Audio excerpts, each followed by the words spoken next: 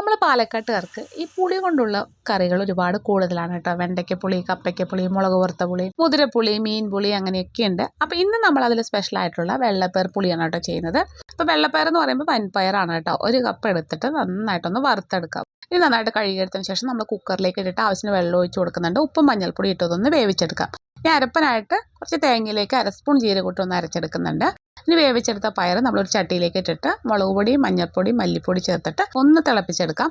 ഇനി നമുക്കിതിലേക്ക് ആവശ്യത്തിനുള്ള പുളിവെള്ളം ഒഴിച്ച് കൊടുക്കാം കേട്ടോ. ഒരു നാരങ്ങ വലുപ്പത്തിലുള്ള പുളി ഒന്ന് പിഴിഞ്ഞെടുത്തിട്ട് ചേർത്താൽ മതി കേട്ടോ. എന്നിട്ട് കുറച്ച് വെള്ളം കൂടി ഞാൻ ഒഴിച്ച് കൊടുക്കുന്നുണ്ട്. എന്നിട്ട് നന്നായിട്ടൊന്ന് തിളപ്പിച്ചെടുക്കാം. തിളച്ച് കഴിഞ്ഞാൽ നമ്മൾ അരച്ച് വെച്ചിരിക്കുന്ന അരപ്പ് കൂടി ചേർത്തിട്ട് ഒന്നുകൂടി ഒന്ന് തിളപ്പിച്ചെടുക്കാം. അപ്പോൾ നമ്മുടെ കറി ഇതവിടെ റെഡി ആയിട്ടുണ്ട്. നമുക്ക് താളിച്ചിടാം കേട്ടോ. ചെറിയൊരു പാനിലേക്ക് വെളിച്ചെണ്ണ ഒഴിച്ചിട്ട് കടുകിട്ട് ഒന്ന് പൊട്ടി വരുമ്പോൾ കുറച്ച് വെളുത്തുള്ളി ചതച്ചതും കറിവേപ്പില കൂടി ചേർത്ത് താളിച്ച് കറിയിലേക്ക് ചേർക്കാം. ചോറിനോടൊപ്പം ഇതും 2 ഉണക്കമീൻ കൂടി ഉണ്ടെങ്കിൽ അടിപൊളി ടേസ്റ്റാണ് കേട്ടോ.